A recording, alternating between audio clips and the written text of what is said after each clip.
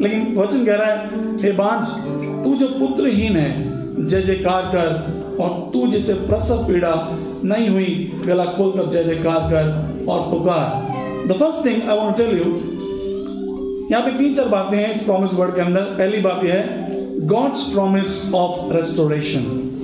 परमेश्वर का वादा है कि वो पुनर्स्थापित करेगा। तो यूं तो बाइबल में बहुत सारे ऐसे किस्से हैं। अब्राहम और सारा बांझ थी, उसको संतान नहीं थी। 90 साल की उम्र में उसको इसहाक परमेश्वर ने दिया। जो इसहाक दिया उसकी पत्नी रेबेका, वो भी बांझ स्त्री थी, और इसहाक ने प्रार्थना किया और परमेश्वर ने उसको याकूब और एसाव की आशीष दी। याकूब की पत्नी रेचल, वो भी बांझ थी, और उसकी जो बहन थी लिया, वो हमेशा उससे तुलना करती थी, तो बहुत दुखी होती थी। तो ये जब प्रार्थना करती थी तब परमेश्वर ने प्रार्थना सुना, और परमेश्वर ने उसको यूसुफ और बिन्यामीन के द्वारा आशीषित किया। बाइबल में एक व्यक्ति है, इसका नाम है मनो जो था, वो उसकी पत्नी का नाम नहीं है, लेकिन शमशोन का नाम सुना है, सैमसन। तो सैमसन की जो माँ थी वो भी बांझ थी, लेकिन स्वर्गदूत ने बोला कि तुझे आशीष मिलेगी, और शिमशोन का जन्म हुआ। Hallelujah, hallelujah. हन्ना बांझ थी, बच्चा नहीं था उसके पास, और वो जाके एली याजक के पास रोती थी। एली ने सोचा कि नशे में है, उसने बोला तेरी दासी नशे में नहीं है, दुख में है, भारी दुख में थी, और उसको एक प्रभु ने ऐसा बेटा दिया जिसका नाम था शमूएल, और he was the prophet of the nation of Israel. Hallelujah. नैनिया में भी एक थी स्त्री जिसका नाम था एलिजाबेथ, यूहन्ना की माँ, वो भी बांझ थी, और बुजुर्गी में परमेश्वर ने जकरिया और एलिशिबा को यूहन्ना के द्वारा आशीषित किया। अब देखना, चाहे अब्राहम और सारा का इसहाक, चाहे इसहाक रेबेका का याकूब, चाहे याकूब और रेचल का यूसुफ और बिन्यामीन, और शमशोन और शमूएल और यूहन्ना, क्या इनमें से कोई भी ऐसा व्यक्ति है जिसने इतिहास ना रचा हो? हाँ, इसहाक इज अ रिप्रेजेंटेटिव, वो यीशु मसीह को दिखाने वाला पुराने नियम में व्यक्ति है। जब हम इसहाक को देखते हैं, वाचा का एक बेटा यीशु मसीह को दिखाता है ना।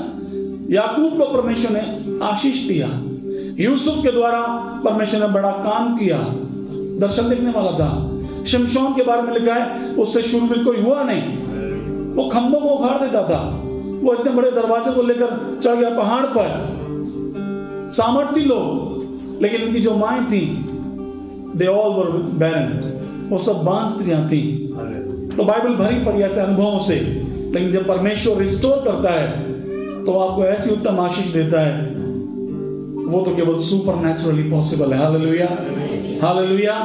That is only possible by the supernatural power of God. जब हम बात कर रहे हैं बैरन वूम के बारे में, बांझपन के बारे में, तो परमेश्वर क्या बोल रहा है इजराइल के प्रति? परमेश्वर का प्रेम, परमेश्वर यह बोल रहा है कि बांझपन एक निराशा की परिस्थिति है, एक शेम की परिस्थिति है, एक लज्जा की परिस्थिति है।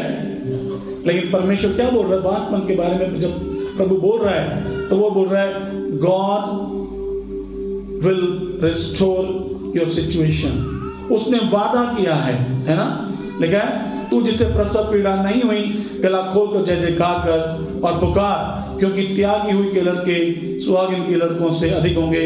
यहोवा का यही वचन है। बोलिए, यहोवा का यही वचन है, यहोवा का यही वचन है। क्या वचन है? कि वो आपकी परिस्थिति को बदल देगा। यदि उसके अंदर बांझपन है, यदि उसके अंदर निराशा है, यदि उसके अंदर लज्जा है, यदि उसके अंदर अविश्वास है, यदि उसके अंदर संदेह है। जब अब्राहम और सारा के पास दूत आए, उसने बोला निश्चित समय पर तुझे प्रभु बेटे की आशीष देगा, और सारा तंबू में हंसने लगी। उसको संदेह हुआ, वो नेचुरल था। और स्वर्गदूत ने कहा तू हंसी है? उसने बोला नहीं, हंसी नहीं है। उसने बोला हंसी तो तू है। मतलब वो एक डाउट उसको था, क्यों ना हो। जकरिया को जब परमेश्वर के दूत ने दर्शन दिया तो उसने कुछ प्रश्न कर बैठा, और स्वर्गदूत ने बोला अब जब तक तेरा बेटा नहीं होगा तू बोल नहीं पाएगा। संदेह होना लाजमी है।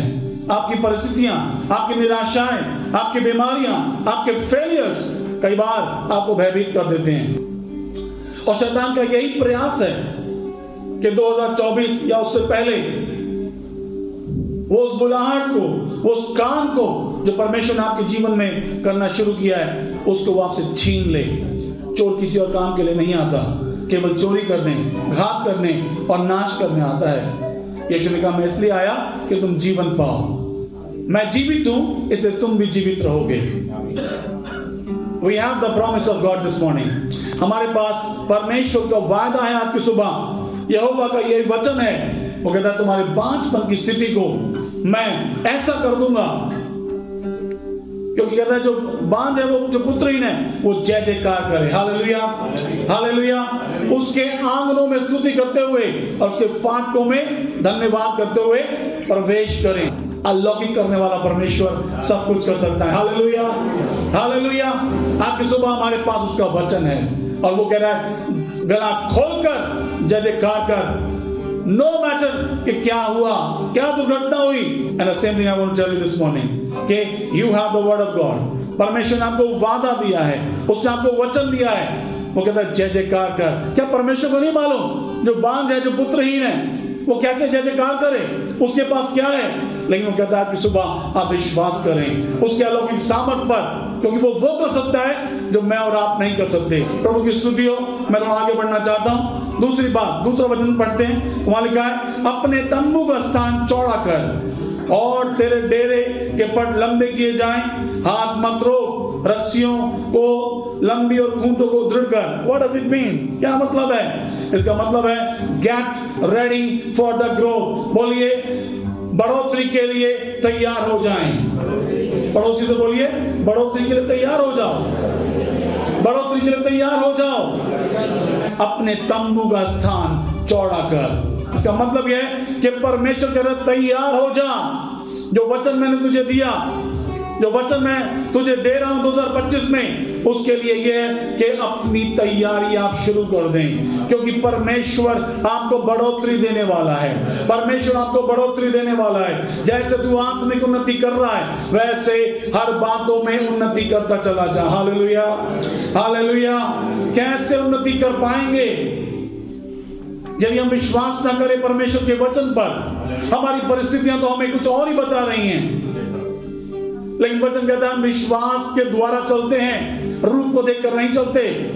जेब खाली है कोई बात नहीं, लेकिन वो कह रहा है get ready for the growth. संतान नहीं है, वो कह रहा है बांझ तू जय जयकार कर, क्योंकि तेरे पास इतनी संतान होगी। हालेलुया। तेरे को घर बड़ा करना पड़ेगा, है ना? तेरे को घर बड़ा करना पड़ेगा, बड़े स्थान की जरूरत पड़ेगी। आत्मनीति से कलीसिया के लिए भी यही है। यदि कलीसिया जाग जाए अपनी आत्मा में, तो प्रभु कह रहा है तैयार हो जाओ बढ़ोतरी के लिए, क्योंकि हो सकता है ये स्थान 2025 में छोटा पड़ जाए। Hallelujah, hallelujah. परमेश्वर इतनी आशीष आपको दे सकता है कि आपके पास रखने के लिए जगह ना हो, लेकिन जो सबसे बड़ी आशीष जो है ना, वो है परमेश्वर का वचन, वो है आपकी आत्मिक बढ़ोतरी। वो कह रहा है get ready for the growth. अब ग्रोथ का मतलब सिर्फ ये नहीं है कि जी मुझे सोफा लेना है, मुझे गाड़ी लेनी है, मुझे बंगला लेना है। वो ग्रोथ का मतलब आपके आत्मिक जीवन से है। हालेलुया।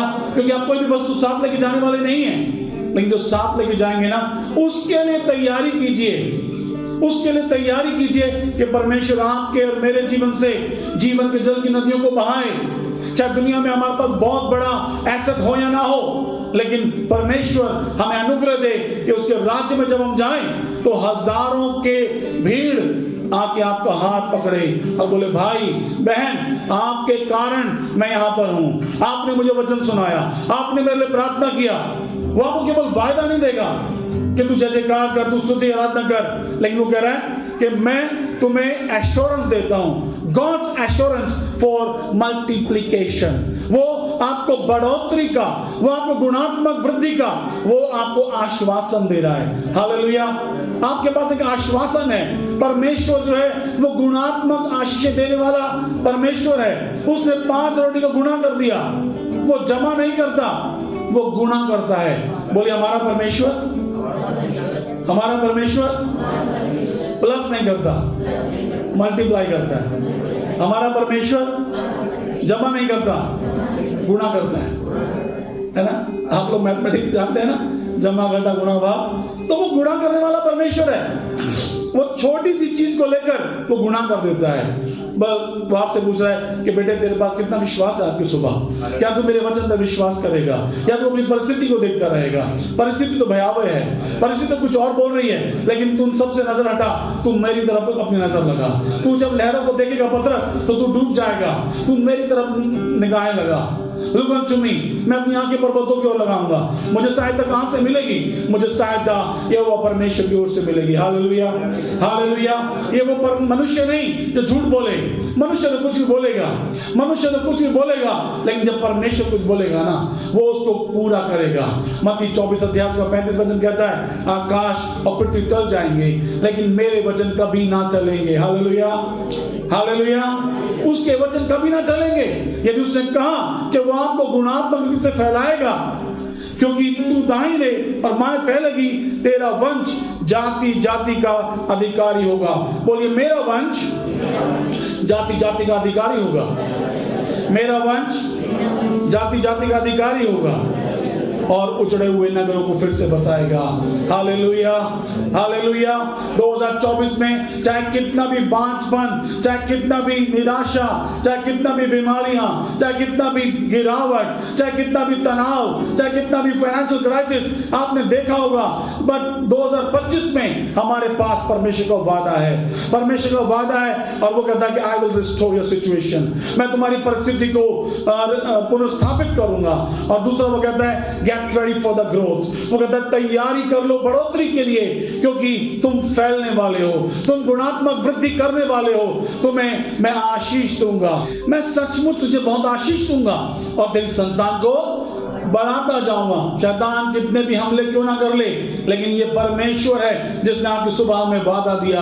वो हमारी संतान को बढ़ाएगा, वो हमारे बच्चों के ऊपर आशीष देगा। देखिए, जब आप परमेश्वर का राज्य बनाते हैं ना, जब आप परमेश्वर के राज्य में मेहनत करते हैं, तो ऐसा हो नहीं सकता।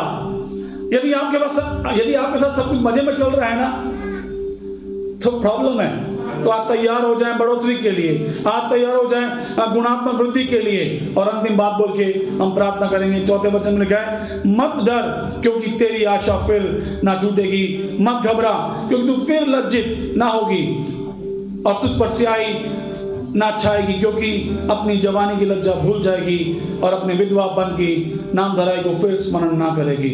मतलब मेन बात क्या है? मत डर क्योंकि तेरी आशा फिर ना टूटेगी।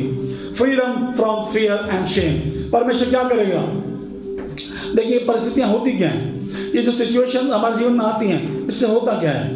शैतान का एक ही प्रयास है, वो आपको घबरा दे, वो आपको निराश कर दे, वो आपको परेशान कर दे, है ना, चोरी कर ले, शांति को चोरी कर ले, आपके आनंद को चोरी कर ले। और अलग अलग किस्म के भय हमें डराते रहते हैं। मृत्यु का भय हमें डराता रहता है, बीमारी का भय हमें डराता रहता है, नाम धराई का भय, हमें बहुत सारे भय डराते हैं। लेकिन वचन क्या कह रहा है? वो कह रहा है, He will remove every fear and shame from your life. मत डर, तेरी आशा फिर ना टूटेगी। शैतान ने कितना भी निराशा लाया हो, कितना भी डर लाया हो, लेकिन आपकी सुबह प्रभु कह रहा है कि वो आपको जय में चलाएगा, वो आपको जय के उत्सव में ले जाएगा, वो आपको विजेता बनाएगा, क्योंकि हम उसके द्वारा जो हमसे प्रेम करता है, हम जयवंत से भी बढ़कर हैं। बोलिए, मैं यीशु के द्वारा जयवंत से बढ़कर हूं। मैं यीशु के द्वारा जयवंत से बढ़कर हूं, है ना। अय्यूब के समान हमारा विश्वास हो जाए।